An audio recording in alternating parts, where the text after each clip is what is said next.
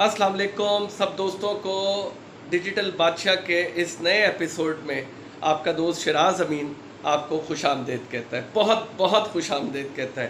मैं बहुत खुश हूँ क्योंकि जो हमारे चैप्टर 4 तक हमारे प्रिंटिंग उस्ताद जी का जो सेगमेंट है उसमें स्टेप बाय स्टेप जो हम प्रिंटिंग प्रोसेस आपको करा रहे हैं उसके मुझे बहुत ज़बरदस्त कमेंट्स आप कर रहे हैं सोशल मीडिया पर और मुझे अप्रिशिएट कर रहे हैं और जो जो मुझे डायरेक्ट कॉल्स आई हैं मैं उससे बहुत खुश हूँ। तो हम बिना वक्त ज़ाये किए अपने नंबर 1 सेगमेंट जिसका नाम है प्रिंटिंग उस्ताद जी उसको शुरू करते हैं। तो दोस्तों इसमें प्रिंटिंग उस्ताद जी का जो हमारा चैप्टर 5 है इसमें हमने आपसे चैप्टर 4 तक तो जो डिटेल्स आपको मिल चुकी हैं स्टेप बाय स्टेप वो मैं जानता हूँ कि आपके बहुत काम की थी, लेकिन जो आगे अब आपको मिलने वाला है वो इससे भी 2 कदम आगे, क्योंकि अब हम जा रहे हैं बेसिकली इन जो प्रिंटिंग है इसकी शुरुआत कैसे हुई, इन्वेंशन कैसे हुई और इसमें सबसे पहले जो सबसे ओल्डेस्ट प्रिंटिंग का सिस्टम है जिसे कहते हैं रिलीफ प्रिंटिंग प्रोसेस, इसमें ये कैसे इन्वेंट हुआ। तो ये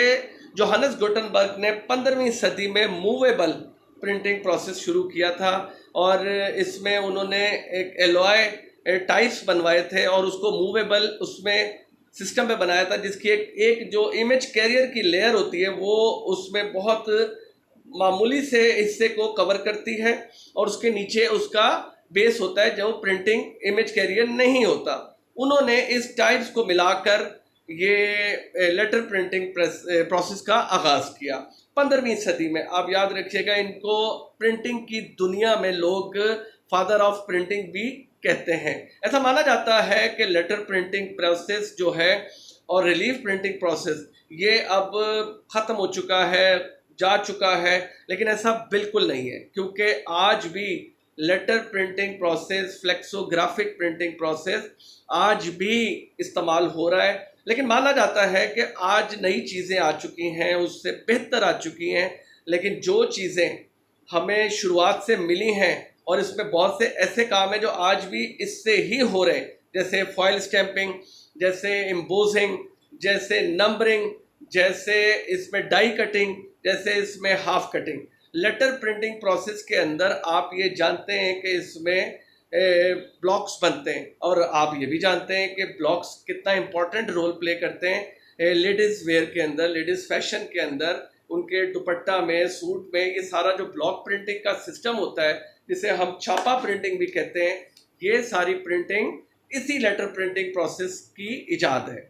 तो इसके साथ साथ जो इससे अगला जो हमारा इसमें टाइप जिसको हम मानते हैं वो है फ्लेक्सोग्राफिक। ये पॉलीमर शीट होती है, उसके ऊपर एक कंपोजिंग होती है लेटर्स की, उन लेटर्स को उस शीट के ऊपर किया जाता है, कंपोज करके लगाया जाता है। उसको इमेज कैरियर की जो प्लेटन है मशीन की उसके ऊपर लगा के फ्लैट पैड के ऊपर और उसको प्रिंट किया जाता है। इससे भी बहुत प्रोडक्ट बनती हैं जिसमें आपके मतलब एक ज़माने में जो शुरुआत हुई रिलीफ प्रिंटिंग प्रोसेस में, तो इसमें विजिटिंग कार्ड, लेटर पैड और इसमें कार्टन पैकिंग और बहुत पैकेजेस का काम फ्लेक्सोग्राफिक में आज भी सारी पैकेजिंग का मटेरियल तैयार हो रहा है।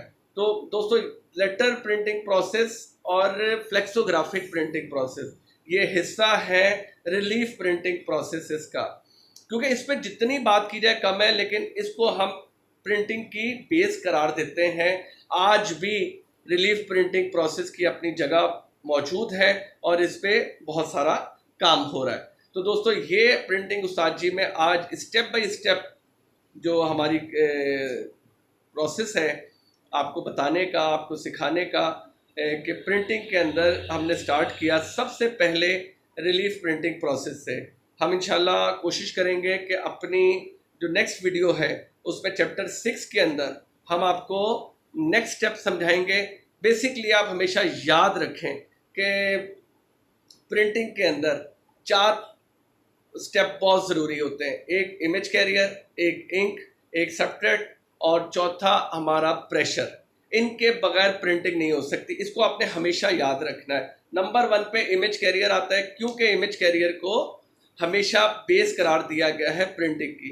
तो इंशाल्लाह आपसे उस्ताद जी, प्रिंटिंग उस्ताद जी के नेक्स्ट चैप्टर में दोबारा मुलाकात होगी एक नई टाइप के साथ, एक नई प्रिंटिंग टाइप के साथ। जब तक हम आपसे इजाज़त चाहेंगे।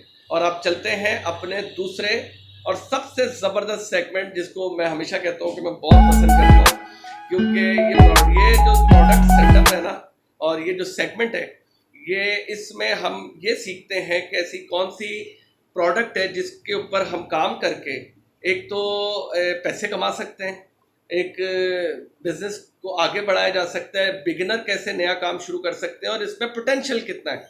तो आज की जो हमारी प्रोडक्ट के अंदर सेगमेंट नंबर 2 में जो हमारा प्रोडक्ट सेगमेंट है, उसमें हम आपको बताने जा रहे हैं फ्लेक्स एंड विनाइल प्रिंटिंग। तो दोस्तों, डिजिटल के अंदर जो सबसे पहले शुरुआत हुई चीज़ों की, उनमें मीडिया एडवर्टाइजिंग सबसे ज़्यादा शुरू हुआ, जिसमें सबसे पहले फ्लेक्स प्रिंटिंग का आगाज़ होता है। ये फ्लेक्स प्रिंटिंग का आगाज़ होने के बाद आपको वो चीज़ें मिली जो आपने इस साइज़ में पहले कभी नहीं देखी थी, और इसका साइज़ मतलब 48 इंच होता है, 54 इंच होता है, 60 इंच होता है, 72 इंच होता है, और आने वाले वक्तों में इससे भी ज़्यादा होगा। बड़ी बड़ी जो स्क्रीन्स देखते हैं, बड़े बड़े बिलबोर्ड्स देखते हैं, इन सब पे डिजिटल फ्लेक्स प्रिंटिंग लगी होती है। और इसी तरह विनाइल के अंदर भी यही प्रिंटिंग सोल्यूशन इस्तेमाल होता है, लेकिन क्योंकि विनाइल के बेसिकली विनाइल एक एडेसिव प्रोडक्ट कहलाता है जो आपको हर जगह पेस्टिंग में यूज़ किया जाता है। और मैं अब आपको बताने जा रहा हूँ इसमें एक नई टर्म, इसमें जो रिसेंट सबसे बड़ा जो इसमें इन्वेंशन हुआ विनाइल के अंदर, वो इसके वॉल कवर्स हैं। वॉल कवर्स पे जब से कस्टमाइज आपके म्यूरल्स प्रिंट होने शुरू हुए और ये जब घरों की जीनत बनना शुरू हुए, दीवारों की जीनत बनना शुरू हुए, तो एक नया ट्रेंड आगाज़ कर गया। उस नए ट्रेंड में अब आप अपनी मर्ज़ी के म्यूरल्स इस पर कस्टमाइज प्रिंट कर सकते हैं, और जैसा आप चाहें वो इस पर प्रिंट हो सकता है डिजिटल प्रिंटिंग के थ्रू। इसमें मशीनरीज यूज़ होती हैं, जो सबसे नंबर 1 इसमें मशीनरी मानी जाती है, वो मानी जाती है थंडरजेट। थंडरजेट के बाद जिसका नंबर आता है वो है रोलैंड। अच्छा, ये दोनों मशीनरीज जैपनीज़ होती हैं, इनका डॉट बहुत छोटा होता है और इनका रिज़ल्ट बहुत आउट क्लास होता है। तो ये आप काम स्टार्ट कर सकते हैं अपने पास, इसको सोशल मीडिया पे आप वायरल कर सकते हैं अपनी मार्केटिंग के थ्रू। आप इसे कस्टमाइज तैयार करवा के इसको लोगों के प्रोजेक्ट्स में यूज़ कर सकते हैं। ये घरों में यूज़ हो सकता है, घरों की दीवारों पे यूज़ हो सकता है, ये दुकानों पे इस्तेमाल हो सकता है, ये शोरूम्स में इस्तेमाल हो सकता है, ये जिम में इस्तेमाल हो सकता है, ये स्कूल्स में इस्तेमाल हो सकता है। और वो कौन सी ऐसी दीवार है जहाँ पे ये इस्तेमाल नहीं होता। तो मैं इसके साथ साथ आपको साथ इसके वीडियोस और क्लिप्स भी शेयर करूँगा कि आपके भाई शिराज अमीन ने कौन कौन से म्यूरल्स और वॉल कवर्स आज की डेट तक मार्केट किए हैं, लोगों को लगा के दिए हैं, और लोग उससे बड़े सेटिस्फाइड हैं। और मैं अल्लाह का बहुत शुक्र अदा करता हूँ कि आज तक मुझे एक कंप्लेन का भी सामना नहीं करना पड़ा, क्योंकि मैंने ना कभी क्वालिटी में कंप्रोमाइज़ किया है और ना उसके किसी भी प्राइस के अंदर ऐसा कोई हाई मार्जिन रखने की कोशिश की है कि कस्टमर को उसमें नुकसान हो। तो मैं समझता हूँ कि आज मेरे दोनों सेगमेंट, प्रिंटिंग उस्ताद जी और प्रोडक्ट, ये आपको पसंद आया होगा, और मैं उम्मीद करूँगा कि आप मुझे कमेंट में और सोशल मीडिया पे ज़रूर इस बारे में बताएंगे, और मैं आपको नेक्स्ट वीडियो में अपने चैप्टर 6 के साथ मिलूँगा। लेकिन चलते चलते एक बात, मैं बहुत जल्दी आने लगा हूँ लाइव टू कस्टमर में, जिसमें मैं आपको दूंगा और डिजिटल बादशाह आपको देंगे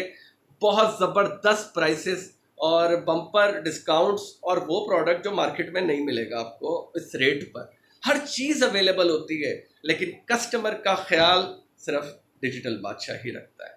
तो आपसे अब इजाज़त चाहूँगा, इंशाल्लाह जल्द नई वीडियो में आपसे मुलाकात होगी। जब तक अपने भाई डिजिटल बादशाह शिराज अमीन को इजाज़त दीजिए।